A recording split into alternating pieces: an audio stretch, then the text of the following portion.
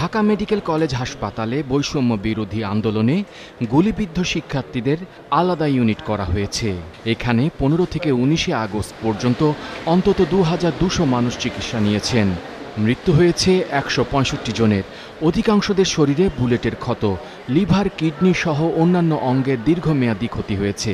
অনেকের অঙ্গহানিও হয়েছে। চিকিৎসা খরচ নিয়ে দিশেহারা ভুক্তভোগীরা। আন্দোলনে গেছিলাম, এখানে গুলি খেয়েছিলাম।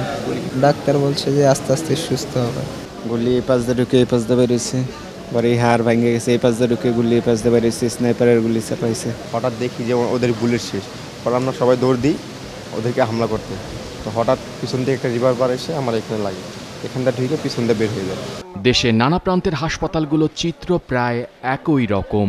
ঢাকা মেডিকেলে আহতদের দেখতে আসেন সমাজ কল্যাণ উপদেষ্টা। বলেন, জুলাই আগস্টে সংগঠিত ছাত্র জনতার আন্দোলনে শহীদদের পরিবারকে আর্থিক, মানবিক ও অন্যান্য সুবিধা দেওয়ার সিদ্ধান্ত নিয়েছে অন্তর্বর্তী সরকার।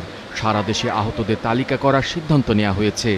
আমরা একটা ডেটাবেস তৈরি করছি সারা বাংলাদেশে আমাদের তরুণ সমাজ কে কোথায় কিভাবে আছে, তাদের পরিবার কিভাবে আছে, তারা কিভাবে আছে, সেটাকে আমরা নির্ণয় করার পরে আমরা আমাদের কৌশলটা ফাইনাল করব।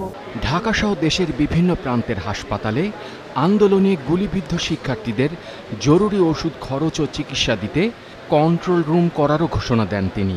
আপনাদের কাছে যে তথ্যটা আছে আমরা একটা কন্ট্যাক্ট স্থাপন করে দিলে আপনারা কি সেই তথ্যগুলো আমাদেরকে দিতে পারেন? কারণ আমি জানি আমাদের হাসপাতালগুলোতে পূর্ণাঙ্গ তথ্য নেই, অর্থাৎ আপনাদের সাহায্য লাগবে। আমরা একটা লাইন আপ করতে পারি কিনা। ডলার মেহেদি, ৭১, ঢাকা।